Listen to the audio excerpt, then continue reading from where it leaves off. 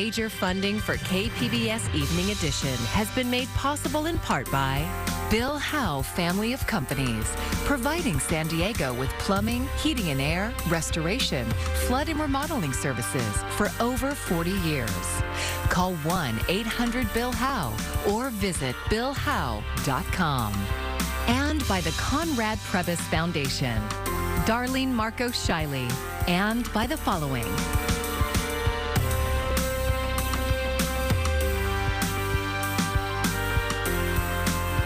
And by viewers like you. Thank you. They are just 2 wins away from a national championship. Thank you for joining us. I'm Maya Trabulsi. Tonight, the San Diego State men's basketball team is in Houston gearing up for its first ever NCAA Final Four game. And KPBS reporter MG Perez followed the team to Texas, and he joins us now live from NRG Stadium. That is the site of the historic game tomorrow night. Hi, MG. Good evening, Maya, from Houston. In fact, we are inside NRG Stadium, and behind me is the court where the Final Four will be played starting tomorrow evening. This afternoon, the Aztec team held an open practice, and there were lots of San Diego fans in the stands.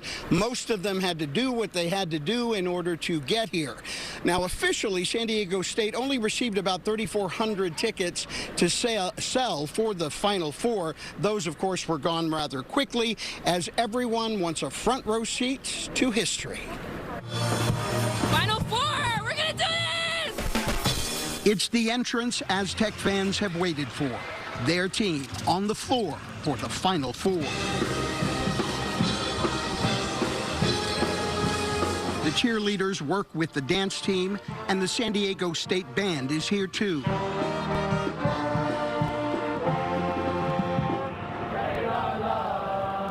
It's Final Four Friday, and we are courtside, just about as close as you can get to the action and the enthusiasm and excitement for what's about to happen.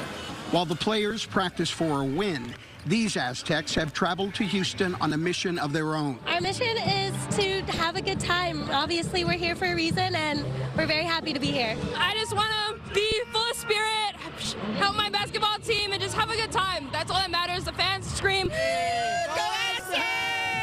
So the spirits are high, and so is the hope.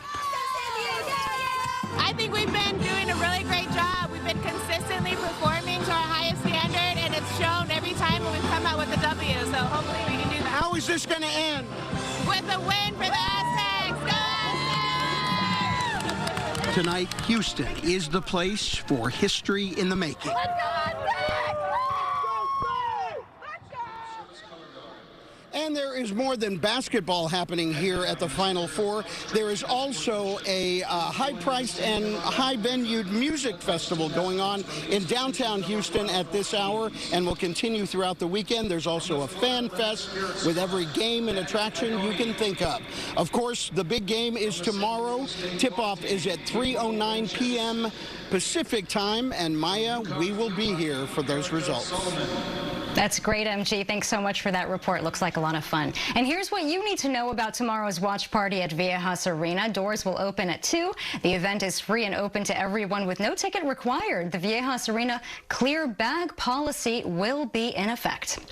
Today is Cesar Chavez Day. The federal holiday marks the birthday of the renowned labor activist who spent more than 40 years helping farm workers. KPBS reporter Jacob Ayer says some local efforts are building off of his legacy and giving back to the San Diego community.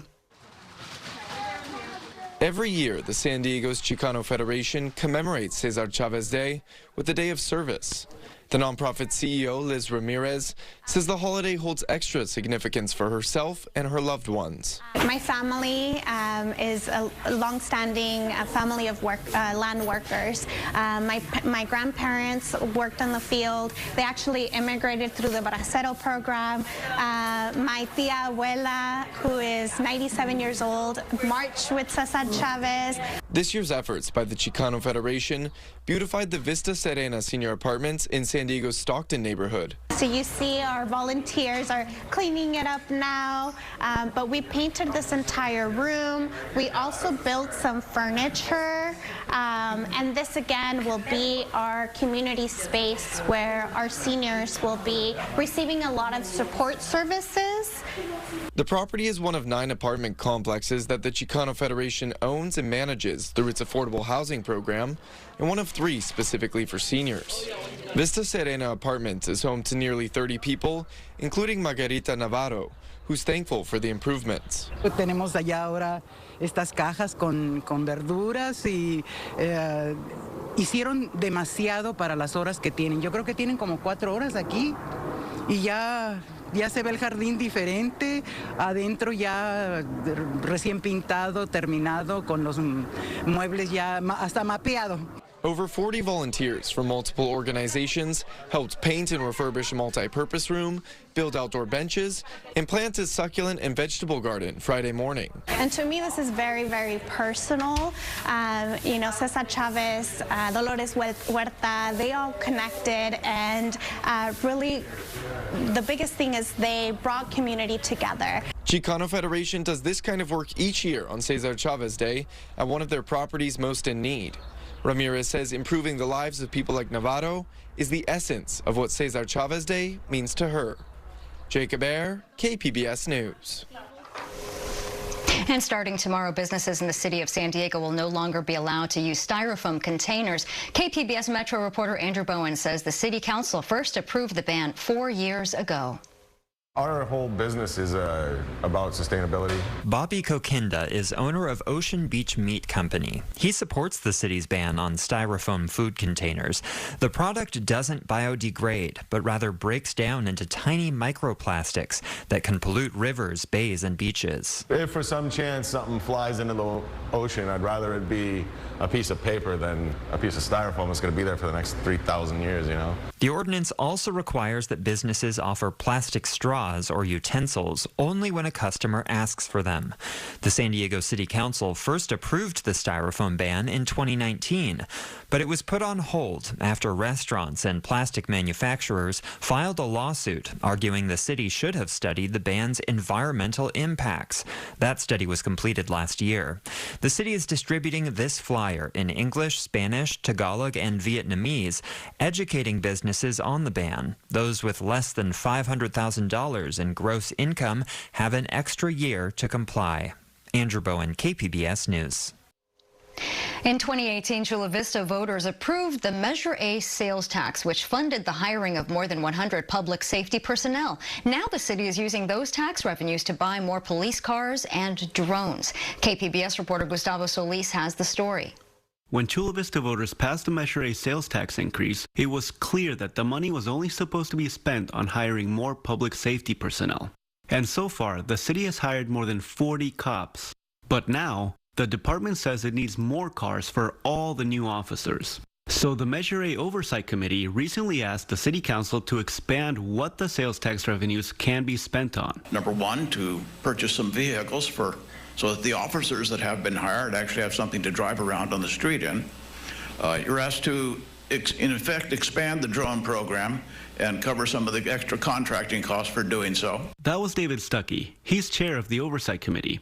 He also asked to spend Measure A dollars on counseling services for police officers. The City Council approved this request unanimously at the March 7th council meeting. But not everyone in the community is happy with this public safety spending, especially when there are other needs. Is what the city of Chula Vista doing with public safety sustainable, and at what cost? That is Russ Hall. He led the opposition movement against Measure A. What are we giving up in the rest of our city government that's going by the wayside? Do the streets get fixed? Hall points out that roughly 75% of the city's general fund net costs are spent on the police and fire departments. He says all that money comes at the expense of other services, like keeping libraries open after 5 p.m. on the weekends, or processing building permits in City Hall. These things have to be talked about, because these are commitments now financially that affect everything else in the city. Chula Vista Mayor John McCann did not immediately respond to a request for comment. Gustavo Solis, KPBS News. The San Diego Workforce Partnership has fired its longtime CEO. KPBS Metro reporter Andrew Bowen says the decision comes after multiple allegations of sex and race-based discrimination. The Workforce Partnership is a quasi-governmental nonprofit that receives millions in taxpayer dollars to run job training and placement programs. The organization's policy board decided last week not to renew the contract of CEO Peter Kallstrom after it expires on June 30th. Kallstrom has been on a leave of absence since November, when a group of employees sent out an anonymous letter to board members accusing Kallstrom of racist and sexist employment practices. The letter said in part, Mr. Kallstrom regularly singles out employees who are Black, Indigenous, or people of color to dismiss or harass until they depart.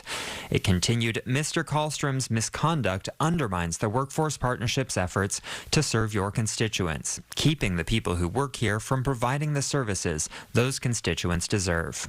In December, a former employee sued both Kallstrom and the Workforce Partnership over similar claims of harassment and discrimination.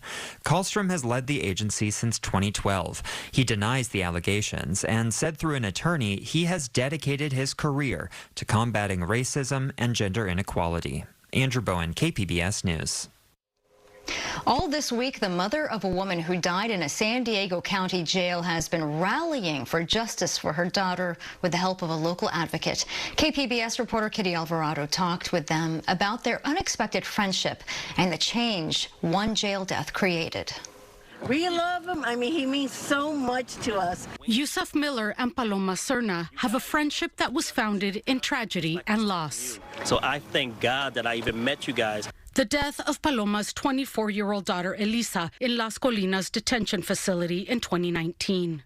If it wasn't for you, Yusuf, I mean, we would just be sitting at home because I would have just took the deputy's word that, oh, she died of an overdose, you know, which I always dreaded. Paloma says she watched her daughter die on video recorded inside the jail. What really haunted me is that she was pregnant. She was pregnant and she wasn't, there's no record of her eating. She was asking for help, begging for help. Every time she had a seizure, they never went in there to check on her. They just left her there. Investigations into her death state Elisa was having drug withdrawals, and during one of those seizures, she hit her head and collapsed on the concrete floor. It goes on to say the deputy and nurse who later checked on her did not move her and walked out of the cell, and Elisa died in the same position where she fell.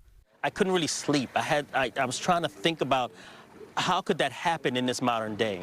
Miller says it gets worse. She was neglected further so long that she had rigor mortis when they came in. She was neglected to death. He said the San Diego County Sheriff's Department investigation handed their file to the Citizens Law Enforcement Review Board, and the board issued their own initial recommendation about the deputy. We believe that they basically referred to and deferred to medical personnel. Paul Parker is the executive officer with the county Citizens Law Enforcement Review Board. He says their hands were tied when it came to Dr. Frederic Von Lintig and nurse Danilee Pasqua, who were supposed to be caring for Elisa in the jail. And unfortunately, CLERP has no jurisdiction over medical personnel. We mobilized the community to show up to the CLERP to express our disappointment that no one is being held accountable. Yusuf kept on pushing the CLERP to look at the case again. And they did, and they found a violation of a procedural misconduct, and that the deputy had an obligation to do something. Parker says he doesn't know whether or not the deputy was disciplined over this recommendation. That's confidential. But the district attorney did charge Von Lintig and Pasqua with involuntary manslaughter after that final recommendation. That may have been a catalyst to get the ball moving and looking at it from a different perspective. But Paloma says the fact that Miller cared so deeply about her daughter's death was what made a difference in the case. I'm really appreciative of what you're doing for my family. And she deserves justice, she really does. She does. Miller says Elisa Serna may have died before giving birth to her second child. This campaign was born because of Elisa Serna. But she did give life to a movement, the Saving Lives in Custody campaign. Now we have a huge family. The love between these family members over this tragic event has done more for them than anything they could imagine. He makes himself available to families 24/7, organizes rallies, What do we want? Justice! And does the work for free. I really appreciate that we have some place of comfort and relief until justice can be obtained. And through that, they have effected change. A state audit was launched after her death that showed the county's jail deaths have been the highest in the state for nearly 2 decades. And the community was exposed to the system which took the life of Elisa Serna and Gilbert Gill and Omar Arroyo and Saxon Rodriguez. And people were saying, maybe my loved one. And Sheriff Kelly Martinez is now putting in place many of the recommendations that came from it. Parker says her death also had an impact on their oversight organization. Her death opened my eyes. Her death strengthened my resolve to attempt to obtain jurisdiction over medical service providers so that nothing similar happens in the future. And there's a state bill called the Saving Lives in Custody Act on its second attempt to pass that pushes for jail reform. Elisa Serna's case was so powerful that it went from grassroots all the way up to the state level, and we had no idea that it would go this far. We just put our heart and soul in it. Paloma says it was how 2 strangers with only seeking justice for a jail death in common struck a bond. He's family. He is family. I could call him any time of day. Paloma says to many, her daughter was a throwaway whose life and death didn't matter. But thanks to Miller and those willing to listen, she didn't die in vain. You know, us parents, we always want our kids to be, we have already their future planned out, you know. We always want them to do well in life, you know, and here, and it's just sad that in her death. Miller and Paloma are still fighting to get the deputy charged as well. And she believes real justice would mean the life of her unborn grandchild would matter too. They should be charged with 2 deaths in this case. The San Diego County District Attorney's Office tells KPBS News they cannot comment on the case or if others will face charges. The doctor and nurse will be back in court in June. What do we want? Kitty Alvarado, KPBS News. We don't get it. Shut it down. And that story is an example of the in-depth feature reporting done by KPBS News. And we have many more on the KPBS YouTube page, and that's where we also live stream KPBS Evening Edition weeknights at 5. Donald Trump is expected to turn himself into law enforcement in New York in the coming days. He's the first ex-president to face criminal charges. It's all related to hush money payments made before he was elected. Mike Valerio updates us on what's next. Will we be hearing from you today? Manhattan District Attorney Alvin Bragg arriving to work Friday morning under heavy security. Law enforcement sources say Bragg's office will meet with the Secret Service and New York City Police on Friday. The walkthrough today is to make sure that everybody's on the same page. Court officers, NYPD, and the Secret Service detail that protects Donald Trump still. Trump denies any wrongdoing and took to Truth Social Friday, calling the case a witch hunt. Donald Trump's lawyer is preparing for a voluntary surrender and arraignment Tuesday. We'll go in there and we'll proceed to see a judge at some point, plead not guilty, start talking about filing motions, which we will do immediately. Some supporters gathered Friday outside of Trump's Mar-a-Lago, Florida home. That state's governor, Ron DeSantis, saying Thursday he won't assist authorities if it comes down to an extradition. Well done, Governor DeSantis. This is a battleground issue for so many individuals. This is nothing short of a political prosecution being affected by a Manhattan DA who literally campaigned on bringing charges against one particular American. Everyone who's out there talking about this being a political case or a witch hunt are going to be sorry when they actually read the substance of what these prosecutors have developed in several criminal charges. President Joe Biden steering clear of it all for now. I'm not going to talk about country. In New York, Mike Valerio, KPBS News. I'm Amna Nawaz. Tonight on the NewsHour, reaction to the historic indictment of former President Donald Trump. That's coming up at 7, right after Evening Edition on KPBS.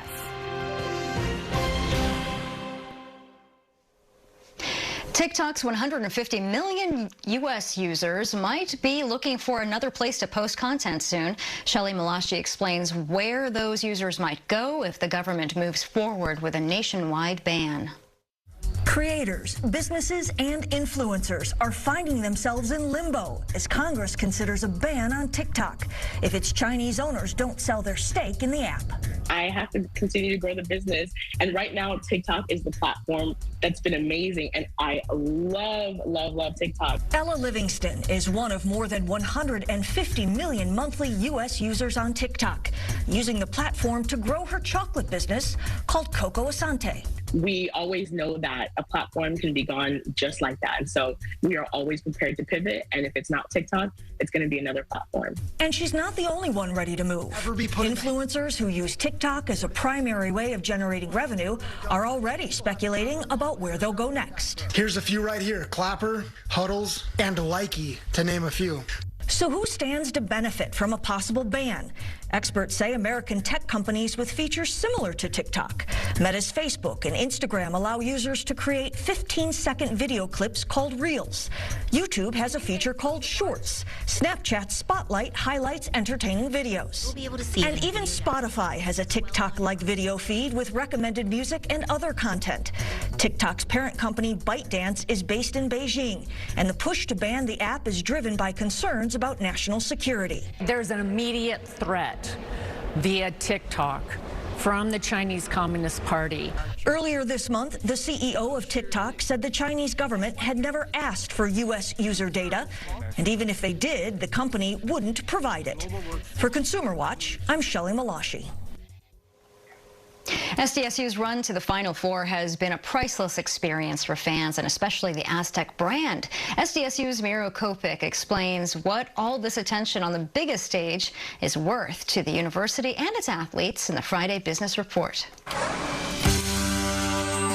San Diego State's appearance in the Final Four and hopefully an appearance on Monday for the finals is a huge deal. You know, obviously it's the first time San Diego State's been in the Final Four in the NCAA tournament, the first Mountain West team that's gone this far. There's a lot of examples of schools, small schools who have been very successful at translating their appearances deep into the NCAA tournament into big revenues or big opportunities. For example, the University of Connecticut, which is in the Final Four here in the men's tournament, and the state of Connecticut, allocated over $1 billion in campus improvements at the University of Connecticut because of the success of the women's team and the men's team. And it's interesting is that when you look at the value of potential exposure, media exposure to San Diego State and the community of San Diego, this can't be underestimated. If you go back to Butler University, which is located in Indianapolis, in 2010, they were in the NCAA finals against Duke, and they lost by 2 points.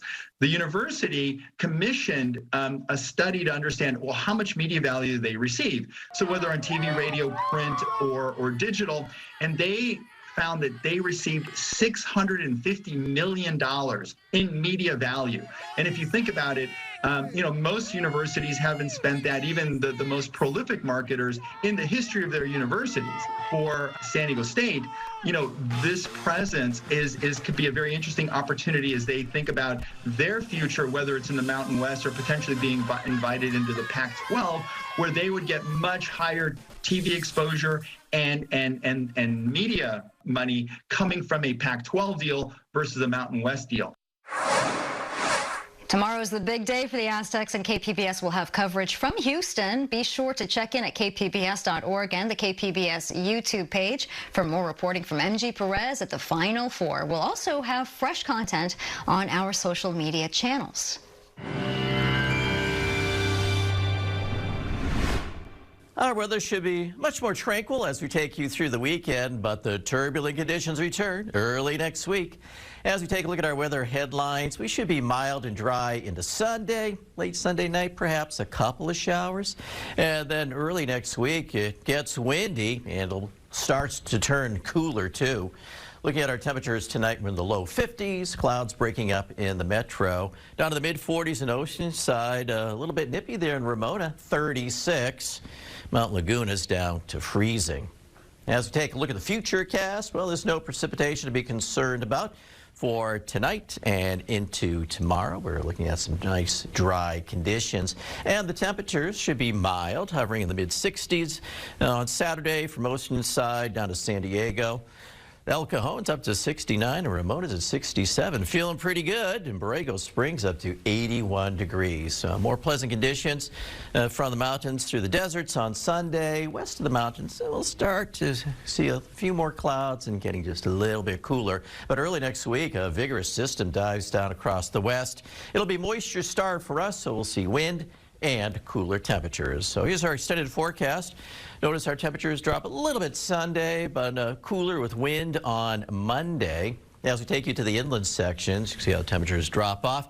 An active breeze on Monday, temperatures only in the 50s. And as we head our way to the mountains, strong gusty winds and some chilly temperatures coming on in. Notice Sunday will be milder, and then temperatures start to drop off, and we'll be in the upper 30s by Tuesday.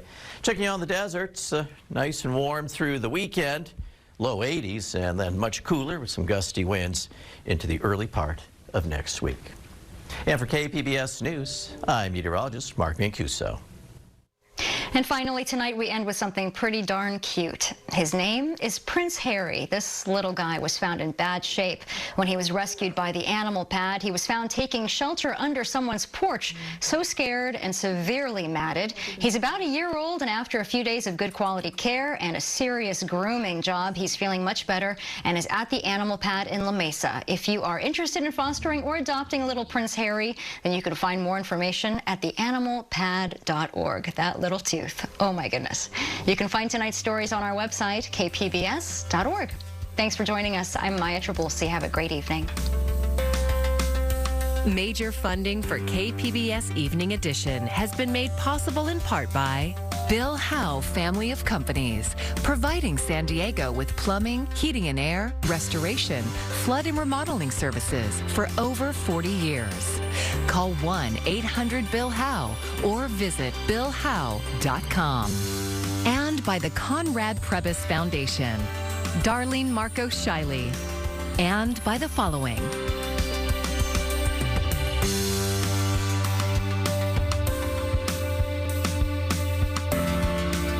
by viewers like you.